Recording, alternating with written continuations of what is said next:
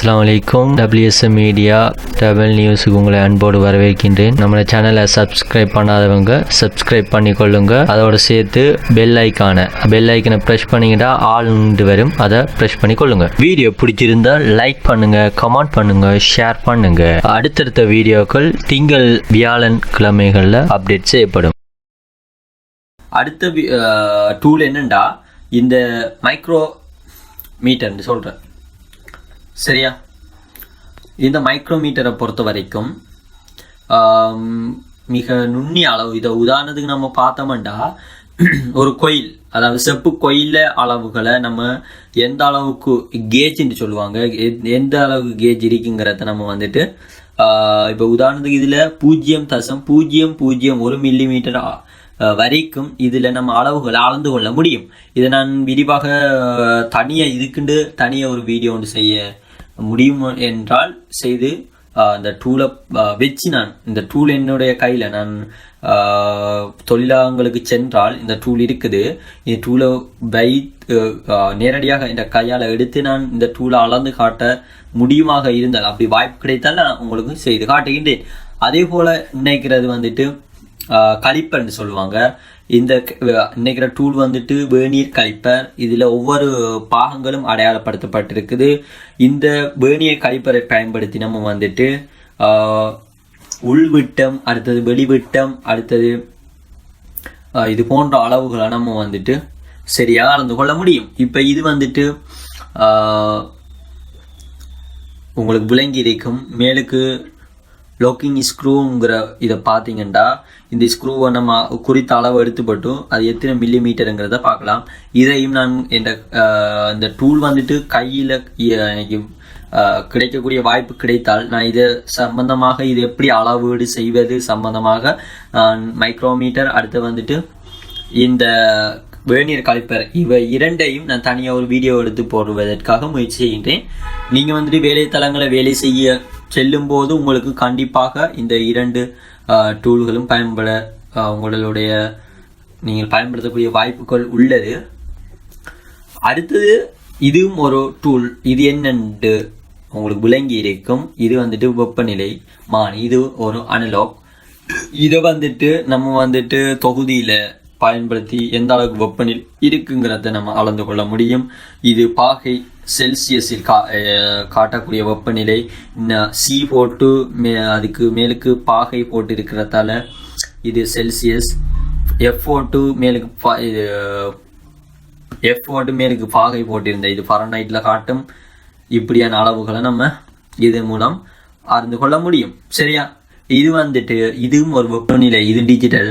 சரியா? இப்போ நம்ம கொரோனா ஆட்களுக்கு தலைக்கு நேர வச்சு ப்ரெஷ் பண்ணோன்னா அவர் உடம்புல எந்த அளவுக்கு ஹீட் இருக்கு நினைக்கிற இந்த எவ்வளோ இப்போ கையில் எந்த அளவுக்கு ஹீட் இருக்குங்கிறத பார்த்துக்கொள்ள முடியும். அதே போல் ரூமுக்குள்ளே ஏசி, அடுத்து வான ஏசி எந்த அளவுக்கு கூழ் வருதுங்கிறத இது மூலம் கணித்து கொள்ள முடியும். சரியா? இப்போ நினைக்கிற டூலை பார்ப்போம். இந்த டூல் வந்துட்டு உங்களுக்கு விளங்கி இருக்கும். ஷிஃப்டர், அடுத்தது சாவி, அடுத்தது பைப் ரிங்ஸ். இதில் பற்றி நான் சொல்ல வேண்டிய அவசியம் எதுக்கும் சொல்கிறேன், நீங்கள் கேட்டுக்கொள்ளுங்க. இந்த ஷிஃப்டரை பொறுத்த வரைக்கும் நம்ம வந்துட்டு ஒரு கனமான இதுகளை கலற்றி கொள்ளக்கூடிய வகையில் இருக்கும். அடுத்து வந்துட்டு இந்த பைப் ரிங்ஸும் ஒரு இயலாத கட்டத்துக்கு இப்போ நம்ம சில இடங்களில் பைப் ரிங்ஸ் பயன்படுத்த வேண்டி வரும். இன்னைக்கிற முதலாவது இருக்கிறது பைப் ரிங்ஸ், இன்னைக்கிறது ஷிஃப்டர். எல்லாமே உங்களுக்கு தெரிஞ்சது தான் இன்னைக்கு ஷிஃப்டர். அடுத்தது வந்துட்டு இது உங்களுக்கு தெரிஞ்சிருக்கும். நினைக்கிற படத்தை நான் உங்களுக்கு இதைத்தான் சொல்கிறேன், ரிஜெக்ட்ன்னு சொல்கிறேன். இந்த ரிஜெக்டை பயன்படுத்தி நம்ம வந்துட்டு நட்டுகளை கலத்தலாம், பூட்டலாம். இதற்கு பயன்படுத்தப்படுது. நீங்கள் வேலைத்தளங்களுக்கு சென்றால் அதிகமாக பயன்படுத்தப்படுற டூல்களில் இதுவும் ஒரு டூலாக இருக்கும். இது வந்துட்டு நட்டுகளை கலத்துறதுக்கு பூட்டுறதுக்கு இலகுவாக இப்போ இதை வச்சு இப்படி கரைச்சினுங்கிற ஒரு சவுண்டோட இது செய்யும். இது டிஜிட்டல்லையும் இருக்குது, அனலாக்லையும் இருக்குது. இப்போ நினைக்கிறது வந்துட்டு டிஜிட்டல். சரி, அடுத்து வந்துட்டு ஒரு சில டூல்களை நான் சொல்ல ஒரு சில டூல்களை விட்டு போட்டு போகிறேன். நீங்கள் வந்துட்டு யார் அந்த முக்கியமான டூல்ஸுகளை நீங்கள் கண்டுபிடிச்சி சொல்கிறீங்கன்னு பார்ப்போம். அது வந்துட்டு அடுத்தடி நம்ம மில்லிமீட்டர் சென்டிமீட்டர் இன்ச்சஸில் அளக்கக்கூடிய இதன் மூலம் இதுகளாம் அளந்து கொள்ள முடியும். சரியா? இப்போ இந்த படத்தில் கம்ப்ரேசர் இருக்குது, கம்ப்ரேசரில் அடுத்தடி வச்சிருக்குது. இந்த கம்ப்ரேசரில் ஏன் இந்த அடுத்தடி வச்சிருக்குண்டா, இப்போ உதாரணத்துக்கு நம்ம ஒரு தொகுதியில் வந்துட்டு இப்போ ஒரு வாகனம் வந்துட்டுன்னு வைங்களேன், இந்த வாகனத்தில் கம்ப்ரேசர் மாற்றணும்டா, புது கம்ப்ரேசர் மாற்றணும்டா, முதல்ல இந்த கம்ப்ரேசரை கலத்துவாங்க, அல்லது மேலுக்கு உள்ளு போய் கீழுக்கு இறங்கி, சரியா, கீழுக்கு இறங்கி அந்த கம்ப்ரேசர் 2 நட்டுகளில் அளவுகளையும் எடுப்பாங்க. இப்படி தான் அளவு எடுப்பாங்க. இப்போ இது வந்துட்டு 10 மில்லிமீட்டர் இருக்குது, சரியா? அப்போ இடைவெளியை பார்த்து மற்ற புதிய கம்ப்ரேசர் இடைவெளியையும் அளந்து கொள்வாங்க. அப்போ வாகனத்தில் வந்துட்டு 4 போல்ட்டையும் வச்சு பூட்டும் போதும் சரியாக இருக்கணும் அளவு, சரியா? அடுத்தது உங்களுக்கு இது நம்ம துறையில் அதிகமாக பயன்படுத்தப்படுற ஒரு டூல், அதாவது வெக்யூம் பாம்புன்னு சொல்கிற இந்த வெக்யூம் பாம்பை பயன்படுத்தி சுற்றுல இருக்கிற தூசு இதுகள் அடுத்தது காற்றுகளை உறிஞ்சி வெட்டையால் எடுத்துடும். நம்மளை ரீஃப்ரிஜரண்ட் சைக்கிள், அதாவது குளிரூட்டல் சுற்றுல வந்துட்டு, சரியா, ரீஃப்ரிஜரண்ட் மட்டும்தான் உள்ளுக்கிரிக்கணும், ரீஃப்ரிஜரண்ட் கேஸ் மட்டும்தான் கட்டாயம் உள்ளுக்கிரிக்கணும். வேறு இதர வாயுக்களோ அல்லது இது அழுக்குகளோ அல்லது தூசு இதுகளோ இருக்கக்கூடாதுங்கிறத நீங்கள் விளங்கி கொள்ளுங்க, சரியா? இப்போ அடுத்தது பார்க்க போகிற டூல்ஸ் என்னென்னா, நினைக்கிற சாவி உங்களுக்கு தெரிஞ்சிருக்கும். இது ஒரு நட்டுகளை போல்டானிகளை கலத்துவதற்காக பயன்படுத்தப்படுது. நீங்கள் ஒவ்வொன்ற பேரையும் நீங்கள் வந்து தொழிலாளத்தில் கேட்டு பெற்றுக்கொள்ளணும் கட்டாயம். இதுவும் அதே வேலை தான். அடுத்தது இந்த டூலை பொறுத்த வரைக்கும் நினைக்கிறது கம்பி பிரஷ் மாதிரி தானே இருக்குது. இந்த கம்பி இன்னைக்கிறத பயன்படுத்தி நம்ம வந்துட்டு ஒரு துருப்பிடிச்ச இதுகளை க்ளீன் பண்ணி கொள்ள முடியும்.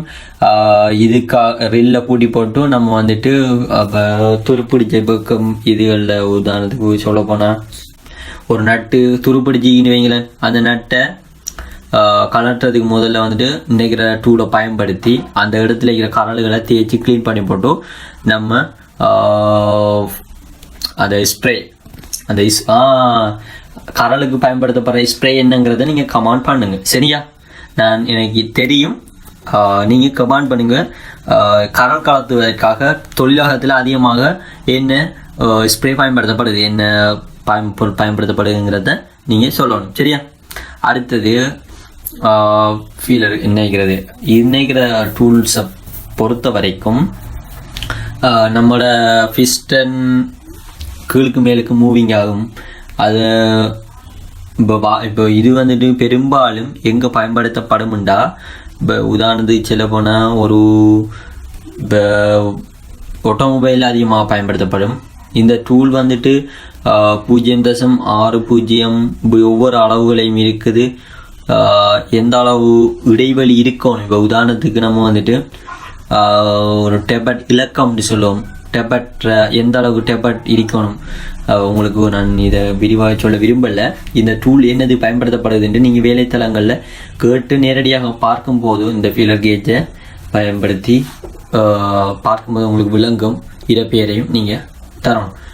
இது வந்துட்டு ஒரு குறிப்பிட்ட நம்ம வந்துட்டு லேத் மிஷின் அவங்க வந்து அதிகமாக பயன்படுத்துவாங்க. இந்த டூலை பொறுத்த வரைக்கும் வெளிவிட்டங்களை எடுத்து அடுத்தடியில் அளந்து அங்கே லேத் மிஷினில் உரிய இதுகளுக்கு வெட்டுவாங்க நிறைய டூல்கள், சரியா? இதை நீங்கள் அவதானிச்சு கொள்ளுங்கள். இந்த டூல் எல்லாம் இதுதான். அடுத்தது இந்த ரப்பர் பட்டிமய ஒன்று இருக்குது. இது வந்துட்டு ரப்பர், இப்போ ரேடியேட்டர் டேங்க் தானே, அது ரப்பர் பொருட்கள், ரப்பர் மூடியல் அப்படியான பொருட்களை திறக்கிறது, ஹீட் அடிக்கும் அந்த டைமில் நம்ம வந்துட்டு துறக்கலாம். நம்ம கையில் ஹீட் இது செய்யும்டா இந்த டூலை பயன்படுத்தி நம்ம வந்து திறக்கலாம். இது பார்த்து கொள்ளுங்க.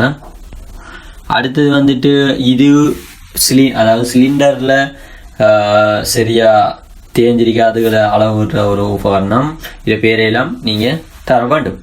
இது வந்து டீ ஷோக்கட் உங்களுக்கு தெரிஞ்சிருக்கும். அதில் ஒவ்வொரு அளவுடைய இதுகளையும் பயன்படுத்தி நம்ம வந்துட்டு இது செய்யலாம். அடுத்து வந்துட்டு இந்த வேலைத்தளங்கள் அதிகமாக பயன்படுத்தப்படுற ஒரு டூல்ஸ் தான் இது. சரியா, அதை விளங்கி கொள்ளுங்க. அடுத்து நம்ம பார்க்குறது அலங்கியை பொறுத்த வரைக்கும் 1.3, 1.5, 2, 2.5, 3, 4, 5, 6, 8, 10 போன்ற அளவுகளில் நினைக்கிற அலங்கிகள் இருக்குது. அடுத்து வந்துட்டு இந்த படத்தை பார்த்தீங்கன்னா இது பூ அலங்கி இருக்குது, நார்மல் அலங்கியும் இருக்குது.